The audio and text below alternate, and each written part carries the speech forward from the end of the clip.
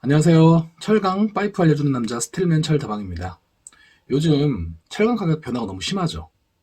그래서 어떻게 변화할지 그나마 조금이라도 도움이 될 수 있게끔 중국의 감산에 대해서 얘기 한번 해보도록 하겠습니다. 우선 철강 조강 생산량입니다. 큰 맥락, 즉 흐름의 파악입니다. 자, 전 세계는 5월을 최고점으로 6월부터 생산량이 감소가 됩니다. 전 세계의 50% 이상을 차지하는 중국도 5월을 최고점으로 6월부터 감소를 하고, 나머지도 5월을 최고점으로 6월부터 감소를 합니다. 이것만 보면 세계가 5월까지 회복 후 하락하는구나라고 생각이 들었습니다. 그래서 국가별 조강 생산량을 알아봤는데 좀 달랐습니다. 국가별 조강 생산량. 중국은 4월부터 감산한다고 처음에 얘기가 있었는데요. 실제 5월 피크를 찍고 6월부터 감산이 이루어졌고요. 7월부터는 전년 대비 마이너스 생산량을 기록. 20년 대비 7월은 660만 톤, 8월은 1160만 톤, 9월은 무려 1880만 톤을 감산합니다. 이 1880만 톤이라는 수치는 우리나라 현대제철 1년 생산량과 맞먹는 수준인데 한 달 만에 이 양을 감산을 한 겁니다. 쉽게 말해서 현대가 1년 동안 쉰 거예요. 20년 1월부터 6월까지의 총 합이 5억 200만 톤인데 21년 1월부터 6월까지 생산량의 합이 5억 5,800만 톤인데 20년 대비 12%가 증가했고 비율보단 수치 5,600만 톤을 더 생산했다는 겁니다. 이 수치는 포스코와 현대제철을 합친 1년 생산량과 비슷하고 중국이 상반기에만 더 많이 만들었던 건데 놀라운 것은 20년 1월부터 9월까지의 합이 7억 8,300만 톤인데 21년 1월부터 9월까지의 합이 8억 200만 톤으로 1,900만 톤밖에 차이가 나지 않습니다. 6월까지는 약 5,600만 톤을 더 많이 생산했는데 3개월 만에 3,700만 톤을 감산시켜버린 겁니다. 열탕과 냉탕을 넘나든 것이고요. 감산 흐름은 9월 말 석탄 부족 및 전력난까지 더해져 지속될 겁니다.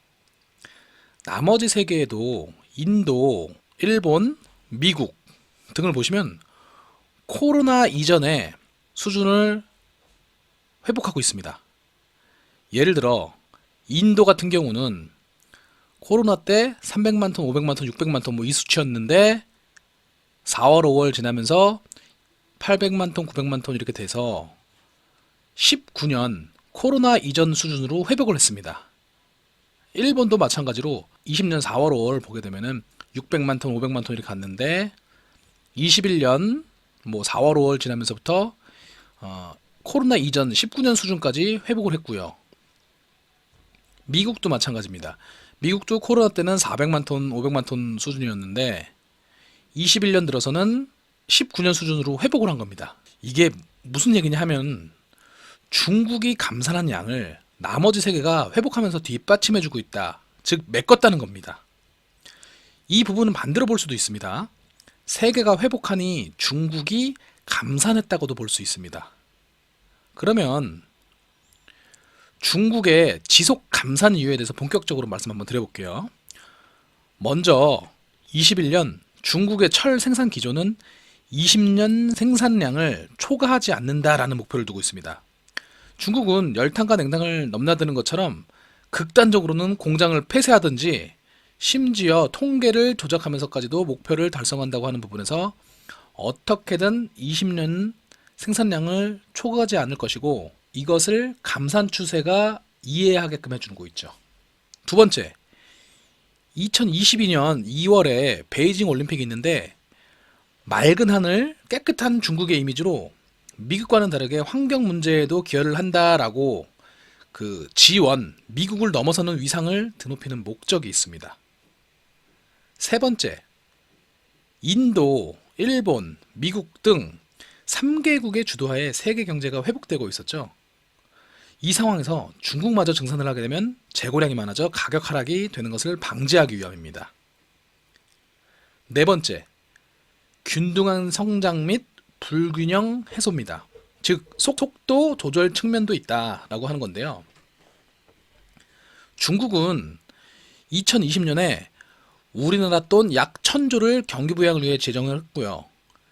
팡정증권 연구소에 따르면 약 250조를 인프라 건설 부분에 투자, 그 대표적으로 굴삭기 매출이 급증했는데요. 중국 공정기계협회는 굴삭기 활용 분야로 인프라 부동산이 60%가 넘는다고 설명을 했습니다. 이에 힘입어 중국은 1, 4분기에 18.3%, 2, 4분기에 7.9%, 3, 4분기에 4.9%를 성장을 했습니다. 3, 4분기에 4.9% 성장한 걸 가지고 성장률이 떨어졌다라고 보시는 분들이 있는데요. 실제 3분기 예상 성장률은 5에서 5.2%였습니다.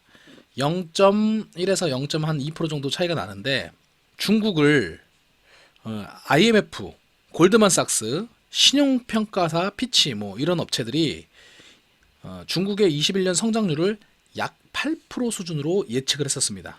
그런데 중국은 6% 이상의 성장을 한다라고만 했습니다. 1, 4분기, 2, 4분기, 3, 4분기 단순 성장률을 합쳐서 나누기 3을 해도 10.4%가 나오고요. 실제 성장률은 9.8%가 나왔습니다. 4, 4분기는 3, 4분기보다 성장률이 낮거나 비슷한 수준으로 예상되는데 그 수치만 나오더라도 6% 성장에는 전혀 문제가 없어 보입니다. 아이도 갑자기 살이 찌거나 키가 커버리면 힘도 없고 매가리도 없는 경우가 많은데 매년 꾸준한 성장, 균등한 성장이 문제를 덜 야기시킵니다. 최근 중국의 급성장으로 인한 문제로 부동산 전력난을 비롯해가지고 여러 가지 문제가 있는데 이것은 양극화, 빈부격차를 더욱 심화시켰습니다. 리커창 총리가 14억 인구 중 약 6억 명이 월 18만 원 이하의 수입이라고까지 언급을 했었죠. 여기에 다섯 번째 문제가 있습니다. 2012년, 2017년에 이어 2022년 가을 시진핑의 세 번째 연임이 달려 있습니다. 중국은 원래 이 연임까지만 가능했는데 헌법까지 고쳐가면서 4년 이상 시진핑의 장기 집권 체제를 만들었습니다. 중국은 사회주의 공산당 체제로 국가를 유지하고 있고 앞으로도 그래야 되는데 대중이 힘들다고 일어나게 되면 체제가 붕괴가 됩니다. 그 예로 중국은 미중 전쟁에 맞서기 위해 내수 소비를 먼저 진작을 시키려고 했는데 중국에서 소비가 일어나지가 않는 거예요. 그래서 왜 소비를 안 하냐 했더니 교육비가 너무 비싸다라고 했었습니다. 그래서 중국 정부가 제재해서 중국 그 교육 주식이 하루아침에 80%, 90% 주식이 곤두박질 쳤죠. 또한 부동산 값이 너무 비싸가지고서 소비를 못하겠다라고 했더니 부동산도 옥죄기 시작했습니다. 중국에서 그 등소평이 선부론이라고 해서 먼저 부저가 되고 시진핑은 작년에 공동부유론을 내세웠습니다. 이 공동부유론은 다 같이 잘 먹고 잘 살자인데 실제 그렇지가 못한 거죠. 양극화 빈부격차 해소를 위해서 알리바바, 텐센트 등 제재를 가해 기업들에게 억지로 수조 원의 기부를 받아내고 있는 것도 공동부유론의 한 측면입니다. 여섯 번째 이유로 가장 큰 이유인데요. 사실 미중 패권 전쟁입니다. 이 앞에 발생하는 모든 것들은 이거에 속하는 내용들이 될 거고요. 미국은 어쨌든 자신의 70% 수준까지 커진 중국을 제거하려는 거고 중국은 이에 맞서고 있습니다. 미국은 본인들이 강하고 센 기술이라든가 금융이라는 측면에서 중국을 포위하고 있고요. 중국은 본인들이 강한 무역, 자원 등으로 맞대응하고 있죠. 이 내용은 다음번에 다시 얘기하도록 하고요. 최근 들어 2022년 1월 중국의 수출세 부과 얘기가 나오는데 저는 수출세 부과는 나올 가능성이 더 높다고 보고 있습니다. 왜냐하면 미중 전쟁을 하기 위해 중국은 집안을 먼저 다스려야 된다고 했는데요. 지속적으로 국민들이 물가가 너무 높아서 죽겠다고 하면 시진핑 3연임 및 장기 집권과 연관돼서 체제 유지에 어려움이 발생합니다. 그래서 내수 가격은 하락으로 보되 최소 1, 4분기에는 수출세 부과를 통해 외부로 나가는 것을 통제 제어해야 될 필요성이 있다고 보고 있습니다. 또한 탄소 중립 정책과 맞물려 2020년 기준으로 전기료 비중이 10%인데요. 2025년까지 20%, 2030년까지 30%로 확대 계획이 있습니다. 전기료 건립 비용의 증가가 원가 상승으로 이어져 제품 가격이 상승되고요.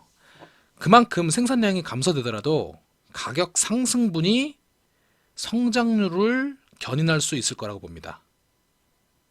끝으로 희토류, 마그네슘처럼 철강도 세계의 50% 이상의 비중을 차지하고 있는데 전체 공급량 감소가 자원을 전략화하는 측면도 같이 있다고 생각이 됩니다. 이상 중국의 지속 감산 이유에 대해서 말씀 한번 드렸습니다. 안녕.